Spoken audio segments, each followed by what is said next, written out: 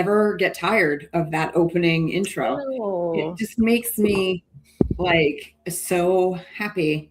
And lately my energy's been all over the place. So if I can get into a good spot for this. For 28 seconds, we're good. 28 seconds, we're winning. Folks, Jenn's sick. All right. Give her some love in the comments if you are here. She canceled everything pretty much all week. And this was one of the things that she kept on the calendar. So huge props for Jenn being here, showing up and trying. I tried to have a couple calls on Monday afternoon and I completely lost my voice in the middle of a call. And I'm like, I don't know what to do. I'm done. If only you just had a bowl of lemons, nearby.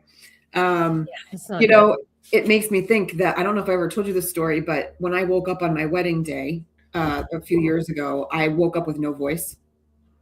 Great. So it was like kind of more of like a Demi Moore, like a raspy kind of situation going on. I had this cold like creeping up on me. And then the morning of the actual wedding day, I was just nothing. So all I did all day was drink hot tea, suck on lozenges, drink lemon water, so that at least during the ceremony, people might actually be able to hear me. Okay. All right. That's I do. Yeah. Wow. But then we had improv open up our reception. Of course you did. We had an improv group and we didn't know beforehand what the different games they were going to play, but they did one where they reenacted all the moments leading up to the wedding. Oh, that's so cute. And this kind of short statured man with a goatee played me. And he talked like this the whole time. It ended up being really quite comical. So, that's awesome. Sometimes those awful moments turn into really great hilarity later. It is really funny. Yeah, I love that. Oh, it's such a great, if I got married again, that's a great way to do it. Have an improv show. Yeah. That was a brilliant idea. Yeah. Yep. Really improv. funny. It was a lot of fun. We played in 2 of the games and then we let the troupe do their thing. I would be like, I don't want to be involved. I just want to watch. Like, just pretend I'm not here. We had the option to bow out, but we decided we would be good sports about it. So we played with them and then we let them do our thing. But that's not what we're here to talk about today, folks. It's not, but who cares? We're just warming you up. We're warming you up. We're warming Jenn up more than anything. As before this call, she was sitting in the wrong studio for StreamYard for 20-ish minutes. So that's the level we're bringing today. So today is about goal setting. So first, let's just remind you all that in this season of Unscripted, since this is the second episode of the year, and some of you might be joining us for the first time, this is what we're calling the promotion season. So all year long, our episodes are geared towards helping authors, whether you've published 2 years ago or you haven't published yet and it's about to happen. We're helping authors figure out how to do that with intention and integrity, I would say. Yes. But the other thing that we're doing is shamelessly promoting Jenn's not second book. It's your 12th in real life? 8th, close. 8th, okay. Second, meaning that it's a little duo.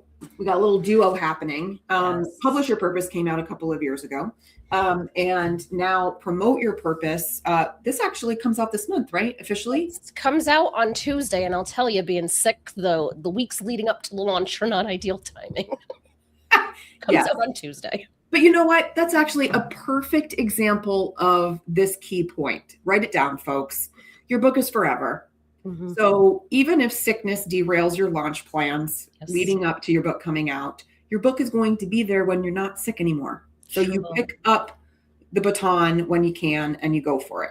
And truly, you have to be promoting all of the time, like not just during the 2 weeks leading up to launch, not just the first month after the book comes out, but continuously. Otherwise it fades to black. I wish we had like a visual of that. That was very good. Well done. Okay. Because I don't even know what the stats are for 2025, how many books came out in a year or how many are published every single day. But without putting the spotlight on your book on a routine, regular basis, it's going to be very easy for everybody to forget about it. Right. And if they don't know about it to begin with, They can't even forget about it because they weren't told about it to start. So you have a lifetime of opportunity, basically, to promote your book. And this is where a lot of authors struggle, because authors think about the story or they think about the content. They want to write the manuscript, but they don't necessarily know or want to promote, because it's a whole other brain skill, right? That you need, a whole new set of things that you need to learn if you're not somebody with a marketing background or a business background or that kind of thing. So Unscripted this year is really meant to help you all out. Okay. You don't need to purchase a copy of Jenn's book in order to play along. Of course, we recommend it because it's fabulous. But if you go to unscriptedforauthors.com, and we'll throw that into the chat, but I believe it's also with the show notes already. That tells you all of the episodes that we've got coming up this year, their topics. It also gives you the opportunity to opt in to getting a free workbook, okay, that accompanies what we're doing here every single month. Okay. And again, you don't need the actual physical copy of the book in order for this to be filled with gold. All right. The other really neat thing is that I'm doing it with you. So I'm a case study all year long. I am working through the workbook in real time. And the last thing that I will say is, if you are here live, you also have the chance for on-air coaching from the two of us for free as a part of showing up and being a part of the conversation. It does not get better than this. Okay. Also, can we just talk about how on point we are with our branding? Okay, y'all? Like, this is a labor of love. We have completely scaled up this thing that we started 2 years ago on a whim. We did. All right. So do we have anybody here? I don't know if I can't see people because I'm not logged in, or if maybe it's just quiet this morning. I can see that there's people watching. I don't see any comments yet. So if anyone would love to post in the comments, that would be wonderful, because it does. We had a number of people live last time, which was fun. We did. And people were engaged and they asked questions, and it made it a much better episode. None of that was great English, but I would love to see you show us that you have a pulse by saying something in the comments if you can. And you and I are both good unscripted, hence the title. So if you have a question that is not related to today's topic of goals, you can still ask it. We are perfectly versatile in being able to bounce over to a different, answer a different question. So it doesn't have to be on brand for today's topic directly. Completely. All right. So goals. Yeah. Let's talk about them. Shall we? Why don't we just start with like baseline? How do goals create direction for content, visibility, and business development? Okay. You're doing the Lord's work here today by carrying my corpse through the show. So I'm going to do my best. I feel like we need one of those like theater hooks. I'm like the Grim Reaper, just like slowly slothing across the stage right now. Yes. Okay. So, it looks like Christy's here. Oh, and she moved to a YouTube channel. How amazing. Thank you, Christy. All right. So we have at least Christy who is engaging in the comments. Christy, while you're here, why don't you throw in one of your goals for your book? Since Allie and I know you both well, I'd be curious to hear what your thoughts are. So when we think about goals, I think the biggest, like if I had to like summarize all of chapter 2, is to be specific with what your goals are to yourself, instead of trying to follow someone else's goals or what someone else is telling you your goals should be. Because I think the reality is that if I just kind of say, hey, my goal is to sell a lot of copies of my book, like, what does that actually mean?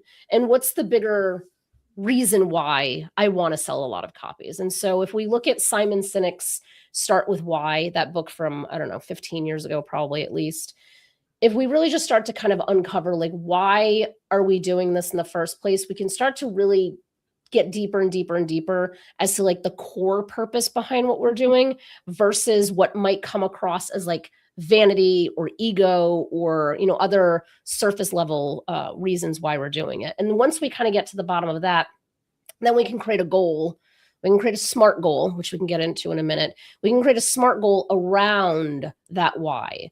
That way we have very clear things that we can measure versus just saying, I want to sell a lot of copies of a book. You can't really measure that because like, how are you measuring impact on like, oh, I just want to sell a lot of copies? Like a lot of copies to me and a lot of copies to you, those two numbers might be dramatically different. So like, there's really no way to measure any of that. So I think the more we can just kind of focus on what we want, not what you're telling me I should want, those couple of things is kind of like the core of where we can kind of like jump off from. Yeah. So folks, in January's episode, okay, and again, if you go to unscriptedforauthors.com, you'll see when that episode aired, and you should get the links, right, to where you can go and replay that episode. All of January's episode was about this core concept of why, right? It starts there because you're always going to tether your next move back to why you're doing it, right? That's why we're underscoring it again here. Because to develop goals without understanding purpose or intent just end up being like empty promises, right? More than anything else. So that's kind of your foundation. Now I want to just talk briefly about, so I did the exercises, right? So if you're playing along and you've got the workbook, okay, then chapter 2 stuff starts on page 3. If you do happen to have an early copy of this, then chapter 2 begins on page 15, and the same types of exercises are in the back of that chapter, right? When I sat down to start thinking about goals for my 2 books, so I have, why not? I'm going to flash them to you. Again, it's the promotion season. Get these books out here. Season. I don't know why I didn't have them out already. I was too busy promoting yours, which is so like just normal life, right? I'm so good at promoting other people's and I forget to promote my own. And so this whole unscripted season for me is putting my feet in the fire, not holding them to the fire, like literally putting them in the fire, because I forget to talk about my own books. So I have a memoir, Dear Universe, I Get It Now. And then I have a nonfiction book, more like writing reference, Do Not Write a Book Until You Read This One. Both are award-winning, yay me. And I hardly ever talk about them. How bonkers is that? And that's because I'm often talking about everybody else's, or I'm talking about other aspects of business. So when I started to think about goals for these 2 books in preparation of today, I had to really go back to what am I trying to achieve today in my business on the whole, and how do my books support that endeavor? Because I don't want to have my books live in a separate ecosystem over here as an author and my business to live over here and be a total separate entity. And that has gotten me into trouble, not trouble, but that has been a hard thing for me to bridge in the last 9 years, right? So 9 years, this November, I will have been in business, but Dear Universe came out in 2020. Do Not Write a Book came out in 2024. And I've often felt like being an author is over here and being a business owner is over here. And that's not helpful to me because it makes me feel like I have to have a totally separate plan in place from over here. So the reason I'm saying all of this is sometimes your why hooks into perhaps a business that you already have that is already functioning and that you wrote the book to support the business to begin with. Because here's the thing, and I've seen this happen from authors. After their book comes out, and a lot of my authors are prescriptive nonfiction authors, though I'm going to be changing that, sorry. And they get the book out into the world and they do the same thing that I've done myself. They desegregate their book from their business, even though the original intention behind their book to start was to have the book funnel people back to the business. Yeah. But they're running promotional strategies as separate things. And I'm constantly saying to them, time out, pause. You're going to end up doing double the work with double the energy required, double the time investment, right? Because you're trying to run people to your book and you're trying to run people to your business. And really they're playing in the same world, right? So how can you basically maximize your efforts to make sure that your books are doing the work for you to hopefully bring people back to the business, which is what it was supposed to do to begin with?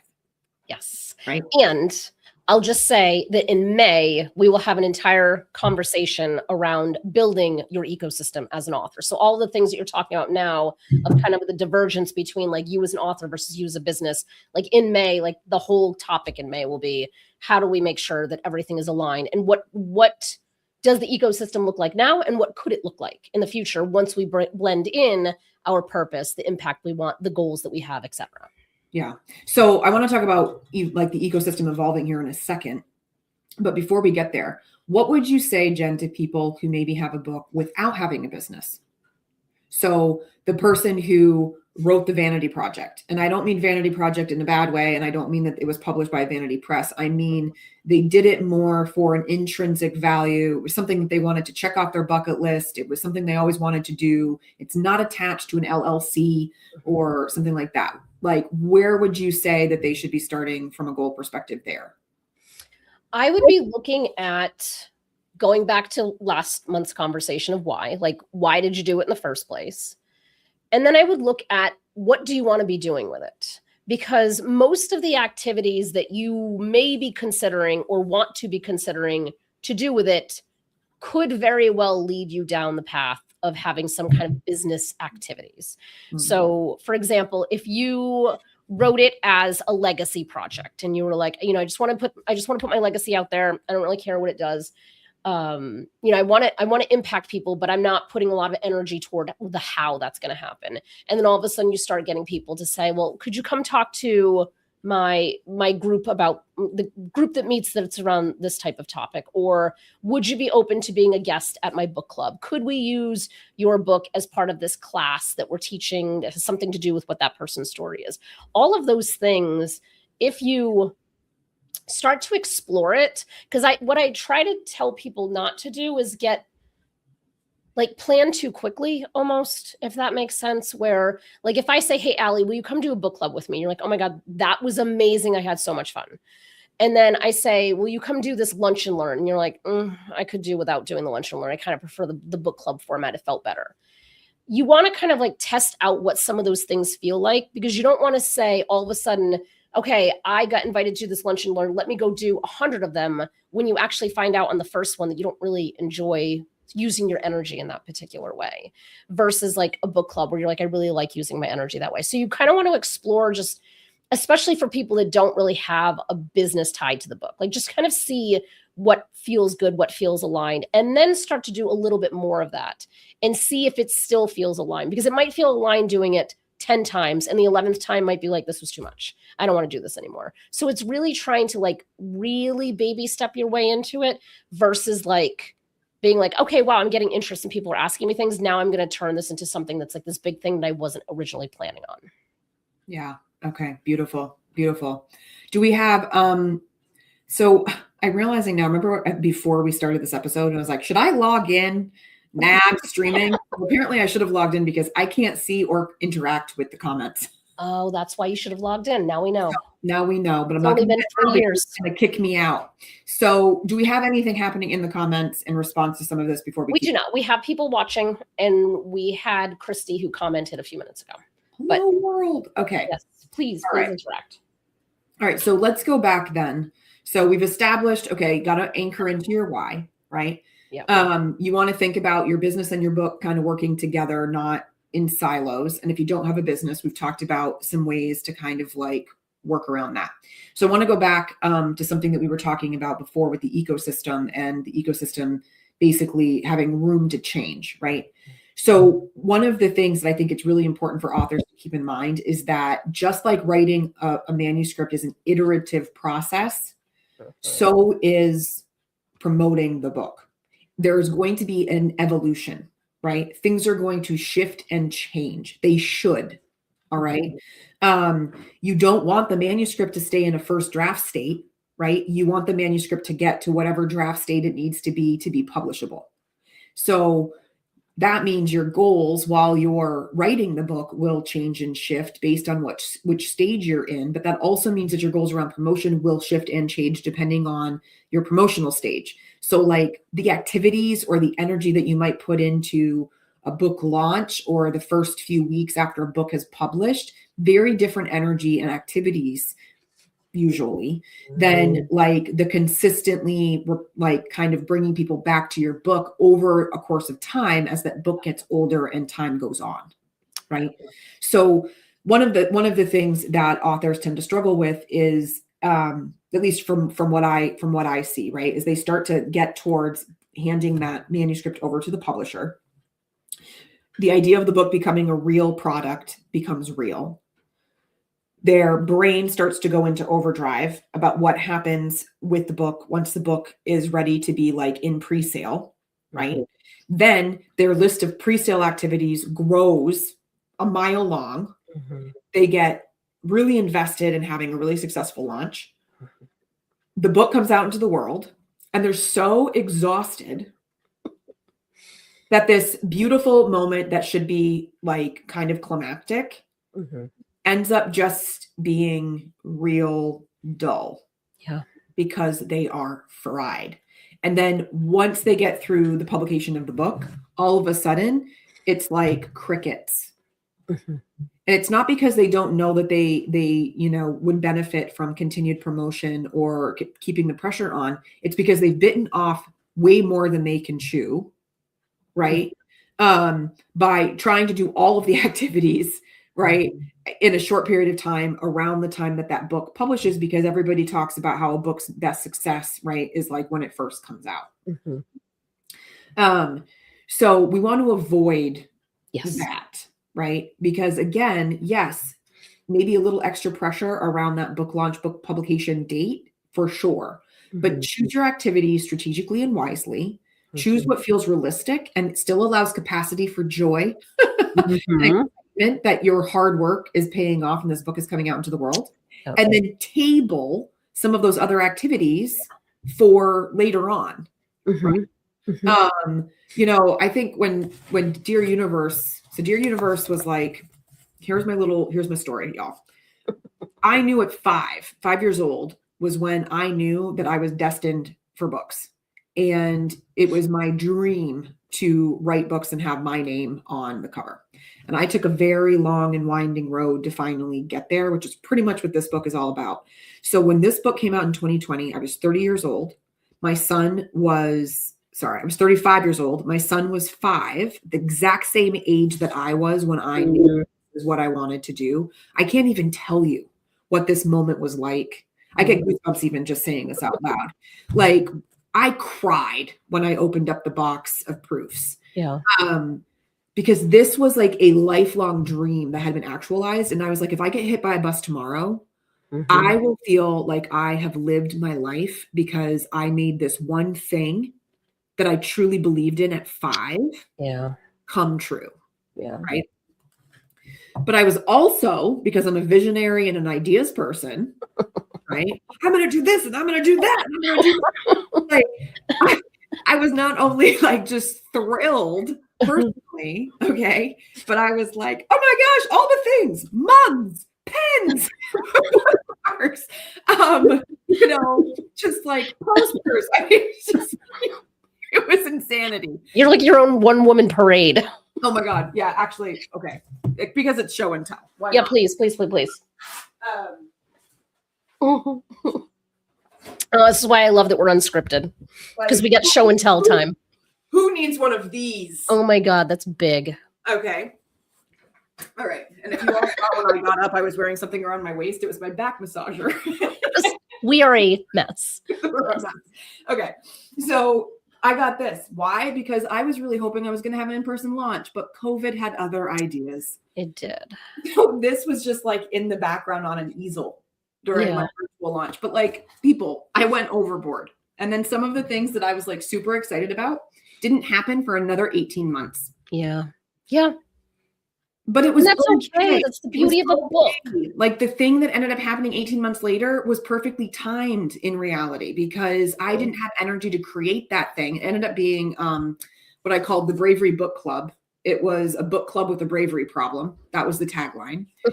And it was a small container of women. We read the book, but we came together once a week for like 6 weeks, and we did really concentrated personal development writing based on the prompts that were already in the book. And it was gorgeous. Yeah. I didn't have energy for that, like right when the book came out, right? No, and especially I didn't read it yet. Like, so it wouldn't have landed the same way. So give yourself grace, phase things out, strategize your main marketing efforts, save the others for another time, do what you can, be realistic, right? And take a deep breath. The book is here, it's gonna be here. Be unconventional about it. You don't have to follow what other people are doing. Like, of course, there's best practices and people do a lot of things because they are effective. But even like thinking about my launch, yeah, it's on Tuesday next week. And all of the, I've been sick for like 2 weeks. Like, it is what it is. But like you said at the time, like the book is still going to be here. But when somebody asked me a couple of weeks ago, like, what's the big thing that you're doing for your book launch? And I was like, I'm not focusing on the launch day itself. And I was sharing how we're doing the promotion season of Unscripted. I'm like, to me, spending dedicated time for 12 months throughout the entire year to go deeper, to provide value to other people, to brainstorm around your books and have my book be the tool that's helping us do that. That is a way better launch strategy, if you will, than me throwing money at some kind of other, tool that might get me visibility for a couple of minutes or a couple of days. Yeah. So, and it's unconventional because I don't know that anyone's like out there doing a launch that's like over a 12-month period of time. But I'm trying it and we're going to see how it works, right? Like, because why not? I've done 7 other books. This is the 8th. So like, to me, I like to experiment with my own book to see, because every book has chapters. So however many chapters you have, like, could you do something like what we're doing? Could you do a virtual book club that you're doing? Like there's a lot of different things. It doesn't have to be that you're putting all of the energy and eggs into one day and one day only, because when you happen to be sick on the days leading up to that day, then what? Then you just count the whole thing as a failure. Like, that's not helpful, especially because you put so much energy and effort into it leading up to it. Yeah. Okay. I did see Christy write, my book goals have changed and my promotion strategies continue to evolve. Heck yeah. And they should. I mean, here's the other part that we didn't even address. And so let's address this now before we start talking about how to make goals smart. Guess what else evolves in this process? What could it be, Allie? You evolve, right? The way that I think about my book, Dear Universe, is completely different now than it was in 2020 when I wrote it. Sometimes embarrassingly so, right? Because eventually you look back and you're like, oh man, I wish I had written that differently. Or now I have new wisdom about that life experience. And so I would have completely had a different approach or perspective on what to do with it. But not only do I see the material differently, I also understand its place in my ecosystem differently, because I have continued to sharpen or polish or chisel, whatever word you want to use, what I'm attempting to do in the world with people, right? Which then naturally is going to change how I use the book strategically, right? So you are not stagnant, and therefore neither are your books, right? As you evolve, they too evolve, even without anything changing on the printed page, which is this kind of amazing thing. So let's dive into then making goals smart. Yes. Okay. So I want to actually use the example that's in the book itself instead of trying to come up with a new one, because my brain is not firing in all cylinders. So I feel like most people know what SMART goals are, but we'll just do a little recap of SMART goals. So instead of having a vague goal, a SMART goal is something that is specific, that can be measured, that is attainable, that has some kind of timeliness structure to it, and that's realistic. So instead of, okay, so the example I use in the book is I want my book to appear on a bestseller list. Okay, so now we can just run through, like, is it specific? It's like it kind of is, but kind of isn't, because bestseller could be New York Times, it could be Amazon. Like, that's not, like, there's a lack of specificity with that. Right. Measurable, No, there's no time. There's nothing measurable about it really, because like, yes, you can hit it, but because we don't have the specificity of what we're hitting, it's not really measurable. Yeah. Attainable, if it's Amazon, sure. If it's New York Times, probably not. So we really need to kind of know what that is. Realistically, again, is it realistic? If it's Amazon, maybe. If it's New York Times, maybe not. And then timely, there's no time structure to it. So it's like, I want it to be a bestseller. Okay, when? Like what period of time are we working with? So the way that we can kind of, and the book kind of walks through what the new goal could look like. So if the first original goal was I want my book to appear on a bestseller list, one new goal could be I want my book to be #1 on the Amazon bestselling list in the business and leadership category within 1 week of my book launching. That checks all of the boxes of all the smart pieces. Or the new goal could be, I want my book to become a New York Times bestseller as soon as it launches, as I've grown a following of 500,000 people on my mailing list. Also checking all the boxes. So that way it kind of breaks it down into which bestseller list are we actually looking at here and what do we need to get there? Yeah.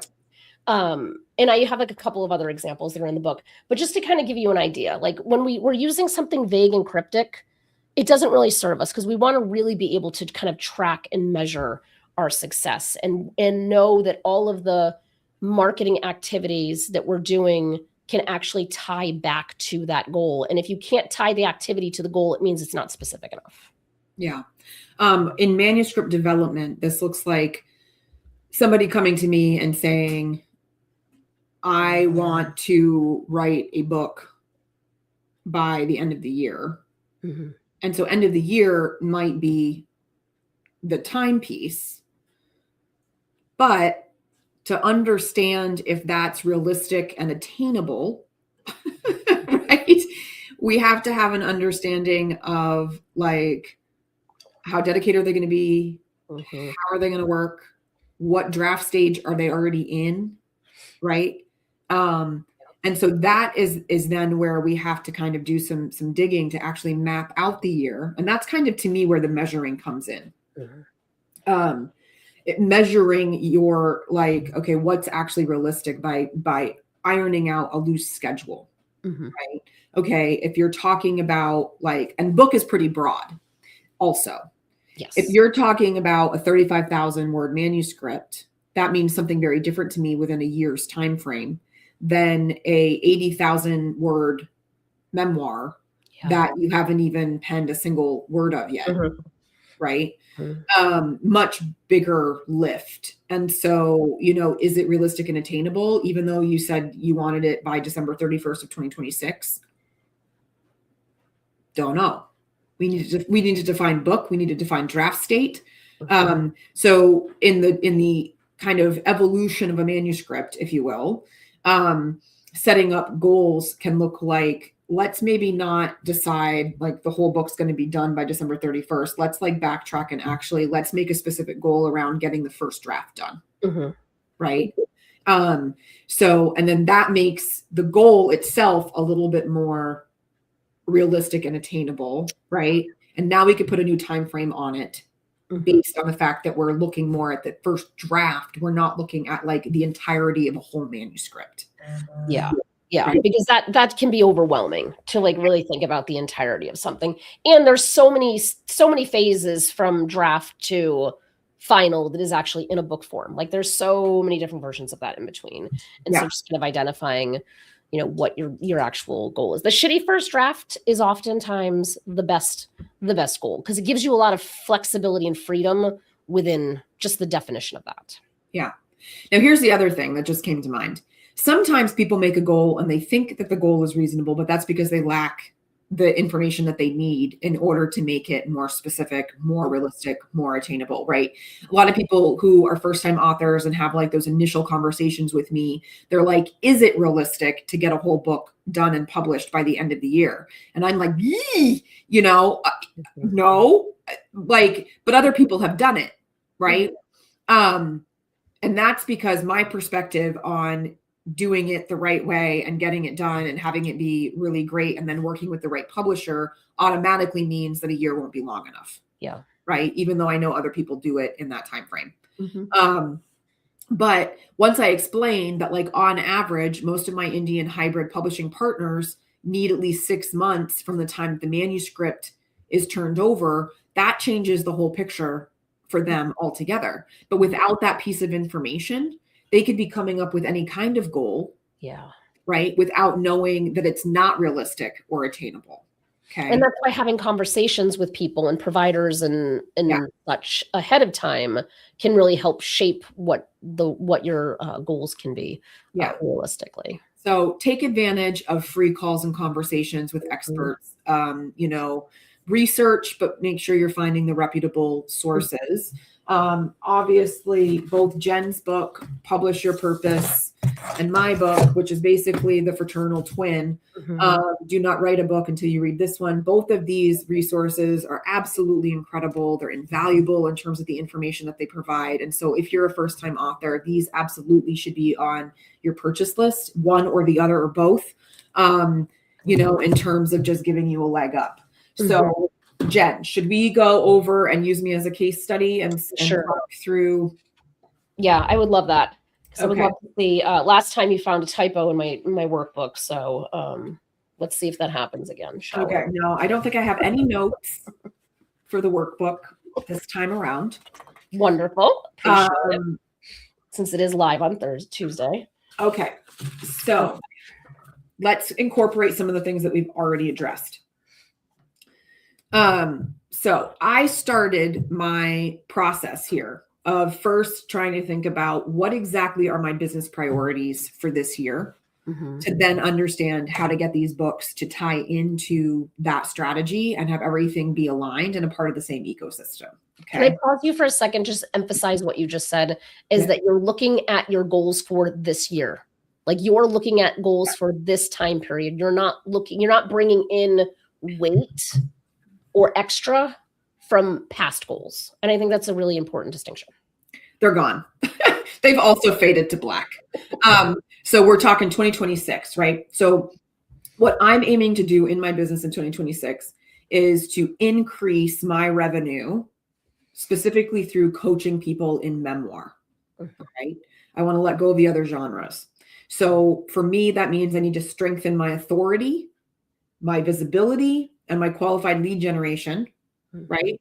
In order to do that, but I also need to have some sustainable infrastructure. Now, the reason that last part is important, is because I might have to do a few things to build that infrastructure before promoting books becomes the automatic thing that I do for activity, right? So the books help with this overarching goal, right?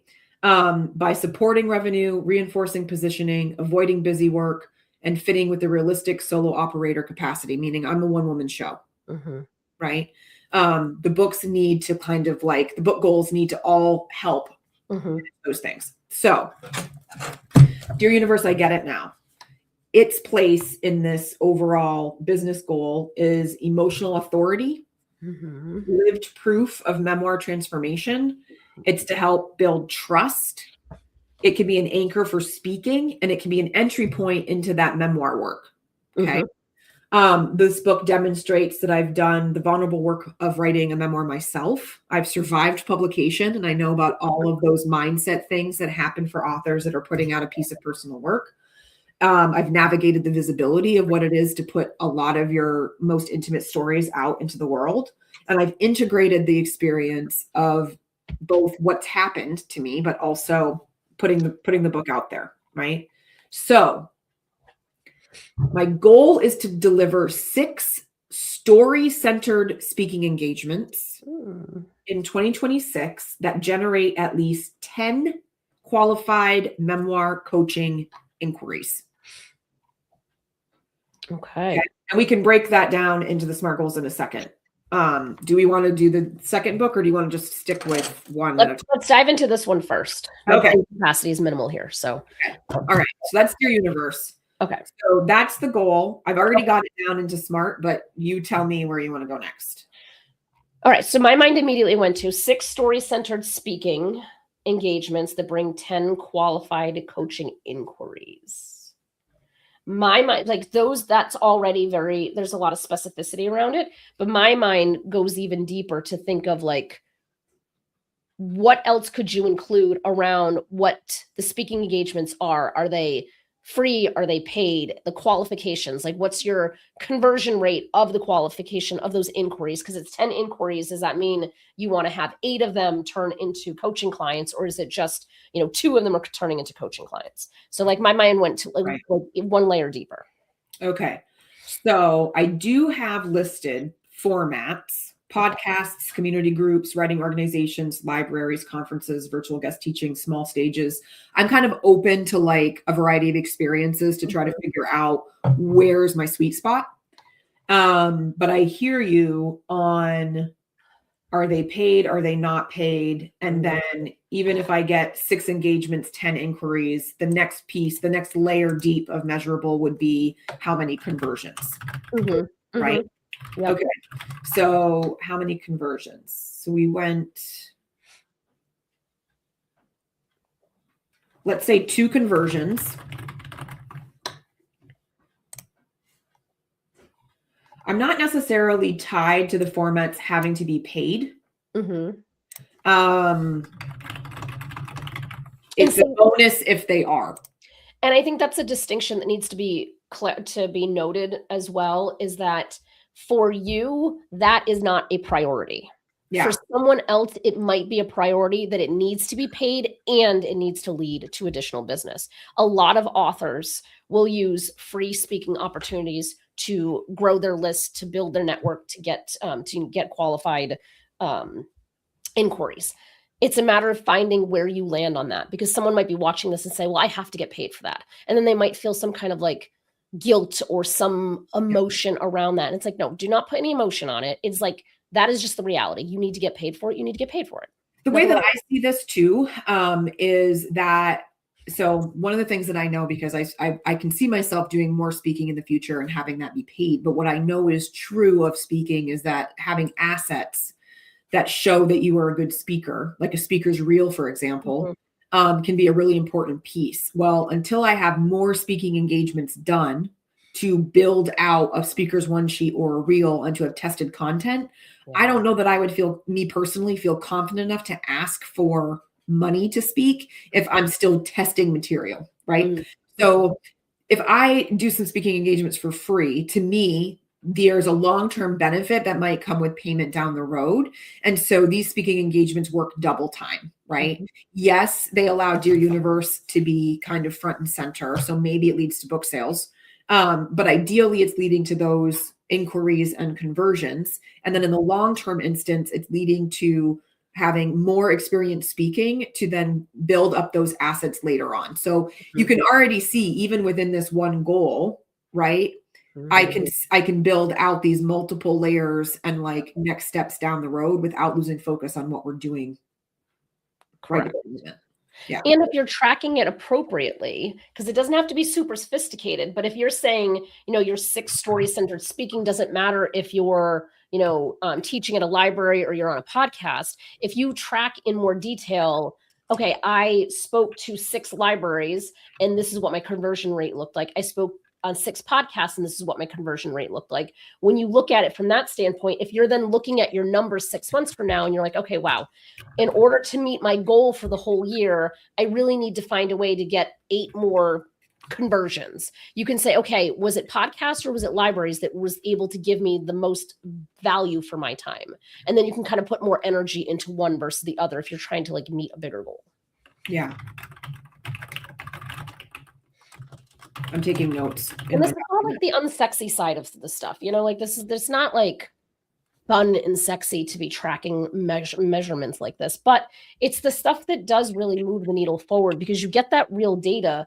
Because, there might be something like, it might be that libraries don't convert at all, but you love being in a library setting, you love teaching a local community the thing, and you still might say yes to all of those opportunities because it fills your cup, even if it's not financially filling you, And so like having that data helps you make those decisions more intentionally. Yep, totally. So what I've got is basically, to make it achievable, it's 1 engagement every 2 months. The relevancy is directly supporting memoir coaching pipeline and authority positioning. But what makes it realistic for me is like thinking about 6 speaking engagements, but like all different types. Right. And not just narrowing it down to one, keeps everything open for possibility and opportunity and potential. Yeah. It casts a wider net while I'm attempting to kind of get back into my groove here of like using my books for marketing. And 6, when you've got 12 months to work with, feels doable. But here's going back to that infrastructure piece, right? The way that I was seeing this is if the book talk is meant to lead people back to me into that memoir coaching, inevitably what's going to happen is they're going to hear me speak and then they're probably going to go to the website, right?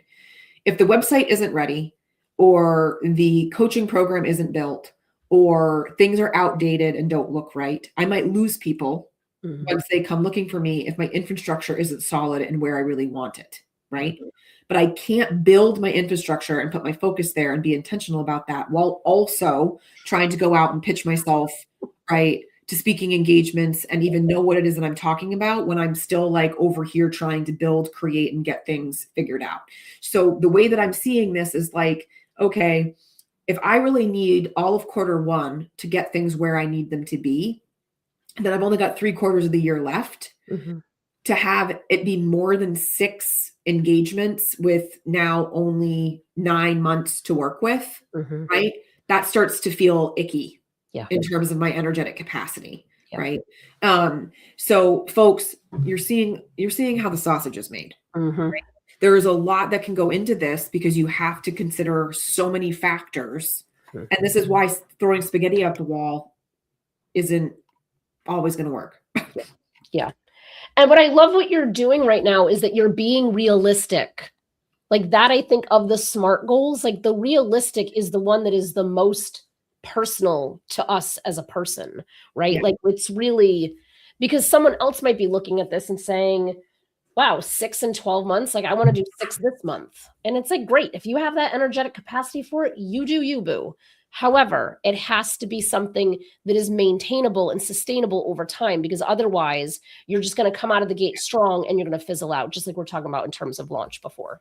Well, and I think too, like you have to think about the fact that not every ask or every pitch is going to turn into a yes, right? So for those people who are like gung ho and they're like, I'm going to do 6 in 1 month. Well, what are the quality of those 6? And how many people do you have to pitch in order to get 6 yeses to bring you in, right? How many other candidates for speaking, depending on the type of format, are they looking at, and they have to choose you, right? At one point, a couple of years ago, I was on every podcast that wanted to give me a shot, and almost none of them converted to anything. And what did I learn from that? I learned that I wasn't being strategic enough about which podcasts I was choosing. So it wasn't enough for me to just be on a dozen podcasts. I think I was on like over 20 podcasts one year. And it looked great to add the tiles to my website, right? But for what effort? I didn't see it growing my email list. I didn't see it increasing book sales.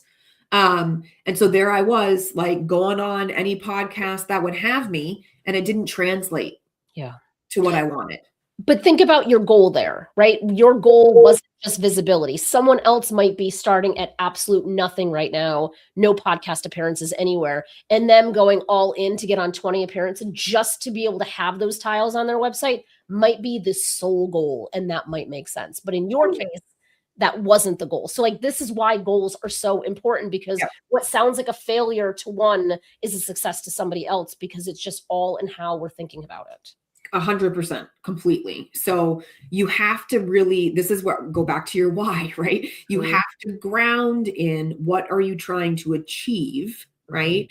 And where I'm at now and what I want, what I'm seeking, what I'm trying to do in my business is extremely different from somebody who's just starting out.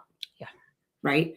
So this is also why don't compare yourself to other people. Okay? Because we are all in different places on the journey. Like full stop. All right. It's not like you cannot compare. It's not apples to apples. It really isn't. So ground yourself in your own why, ground yourself in what's realistic for you, your own energy, where you're at, and, forget looking. I mean, you can look at other people to emulate, to get ideas, inspiration, whatever. But at the end of the day, like, this is about you. Mm-hmm. And you're never going to be successful if you're trying to walk somebody else's path. That's why I just love that Oscar Wilde quote of "be yourself because everyone else is already taken." Like, it's just so perfect and always resonant. Yeah, 100%. All right. Should we move on to the other one? Yes. Looking at the time. I love all of what you just did, though. I think this is such a beautiful, and I love, obviously we're very intentional about all this, but I love that you have the memoir and the nonfiction to kind of show, because it's very, like, everything that you just shared is like such a really good example that other people could follow for memoir. Okay, so now we're moving to different genre. All right, so this is the prescriptive nonfiction. This strategic role for this book within that bigger ecosystem, right, is intellectual authority, publishing credibility. It can be a filter for serious writers. It can be a quiet funnel into my free call, which is called a story stroll. And it can be a pre-qualification for coaching if I chose to use it that way. Mm-hmm. Okay. The book signals that I understand the craft and mechanics of writing and publishing. The fact that I understand publishing and that I am strategic and not all about just feelings and emotions and vulnerability and things like that. Okay.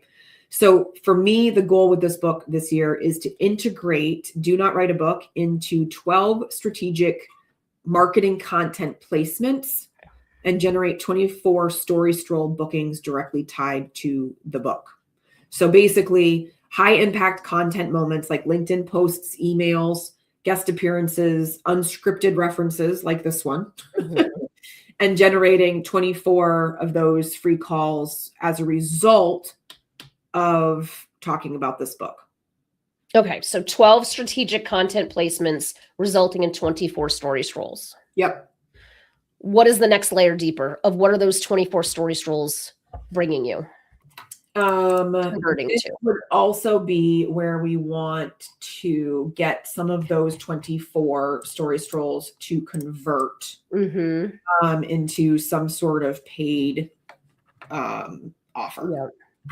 Yep. And, for people who've been in business for a while or have been doing, even if your book isn't a business yet, but you've been like in enough conversations, you might be able to go back through and say, okay, if I look at the last 24 story stroll calls I had, how many of those turned into some kind of paid engagement? Or if you don't have 24, you can say how I did 6 and then just kind of roughly translate it. The math doesn't always math perfectly, but it'll give you a better sense instead of just completely guessing. Yeah. So for folks that don't have So what I would say is let's go with a 25% conversion. Okay. And that's based off of conversion data that I already have from story strolls. Yep. I mean, it's a little bit on the lower side, but because I haven't necessarily strategically attempted to have this be kind of like the first point in that funnel, we're gonna go with 25. Yeah. Okay. So that means then the conversion would be 6. Okay. So then you have the 6 from that, and then you have the from the other. Okay. All right.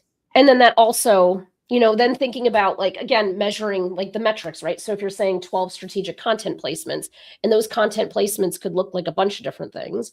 And for authors that have more than one book, will there be opportunities where both of your books will be crossing over in the same opportunity? For example, a podcast where maybe you're on there to be talking about your memoir, but they ask you something that brings up your expertise as someone who helps authors. And then you can mention this other book at the same time. So like that will not always be the case for every author. Right. But for some where you're writing about your deep expertise, chances are there's going to be a crossover. So it's almost like now you have like independent goal for book 1, independent goal for book 2. And then there's also like hey, here's this like conjoined goal here that could work as well. Yeah. Totally. So the way that this is achievable to me is to just think about one really intentional piece of content per month with a goal of 2 consult bookings per month tied to the book, right? That would get us to the 24. It would feel like it's a direct consult pipeline kind of thing, right? And then eventually supports getting people into that coaching that I want to do. The realistic piece though, right, is the fact that it's thinking about one piece of content a month is far easier than thinking about 24 pieces of content, and making sure that they're aligned. And then of course it's to do this by the end of the year. So the time bound piece on both is December 31. Mm-hmm. Which is perfect because we will be doing this over the 12 months together. So we can be checking in on those goals as we go. Yeah, exactly. So we're at the top of the hour just about. So we're gonna need to close out here. Number one, I want to welcome any questions or comments into the chat, especially if you found this useful or if you have something more specific that you want to ask as you're working through this for yourself. And of course, we would be happy to see comments after the fact, especially if you're doing this exercise on the other side of the episode because you were waiting to hear more about SMART goals from us before you did it. So throw that into the comments while Jen and I talk about what might be coming up for us. And then we'll make sure that you all know about the next episode before you leave. So Jen, what do you got for the people? I have for the people that the book and the workbook, because the workbook is now a physical workbook as well. I know, she's gorgeous. And the ebook will all be out on Tuesday, the 17th. So that'll make it easier in the future for us. Instead of having to go to my website and purchase it, you can go to Amazon and Barnes & Noble and all the places. So I'm excited about that. And as I said before, the flu has kind of thrown me off course a little for my promotion, but I didn't put all my eggs in all the baskets for just the 17th. So I'm just fine on that front. So if anyone is watching this and would like me to come to your people and talk about anything related to book marketing, I'd be delighted to. Awesome. All right. Well, you all know now what my goals are for my 2 books. So if you're looking for a speaker, yes. All right. On your, let me just reiterate for y'all, podcast, community group, writing organization, library, conference, small stage that you've got, or even like, you've got a community of people that you bring guest speakers in for. I would love to have a chat. You can DM me on LinkedIn.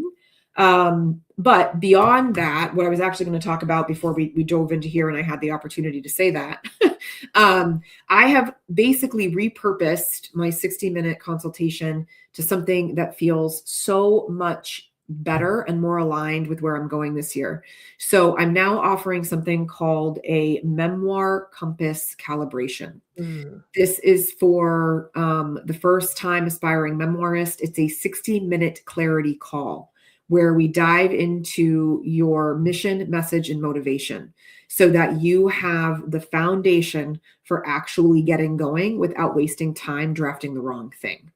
I've only got about 8 of those because I'm keeping it small and contained, but the investment is $295 and it's totally worth it, folks, for having an understanding of those 3 things before you get going. All right. A lot of the time, clarity actually comes before you pen a word, not while you're doing it. So if you're interested in that, same thing, DM me and LinkedIn so I can send you the link to enroll. I'd love to have a conversation with you.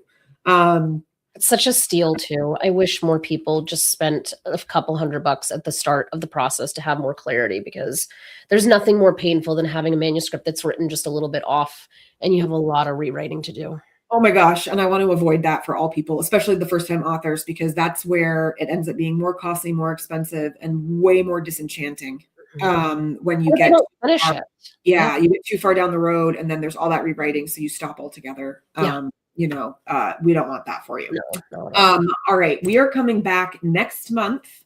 We are. In March. What's our date? The 12th, because that's the room I was in for 20 minutes before we went. March 12th. Okay.